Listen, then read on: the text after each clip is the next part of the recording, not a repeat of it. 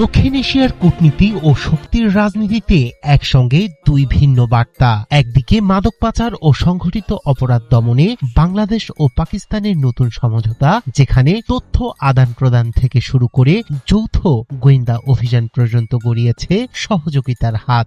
অন্যদিকে ঠিক সেই সময়েই ভারত দেখালো সামরিক শক্তির নতুন প্রদর্শনী, সফলভাবে পরীক্ষা করল দীর্ঘ পাল্লার মিসাইল। সহযোগিতা আর প্রতিযোগিতার এই সমান্তরাল দৃশ্যপটে নতুন করে প্রশ্ন উঠেছে, দক্ষিণ এশিয়ার ক্ষমতার ভারসাম্য কি নতুন মোড় নিতে যাচ্ছে? এই নাটকীয় পরিবর্তনের মাঝেই তৈরি হচ্ছে নতুন ভূরাজনৈতিক বাস্তবতা।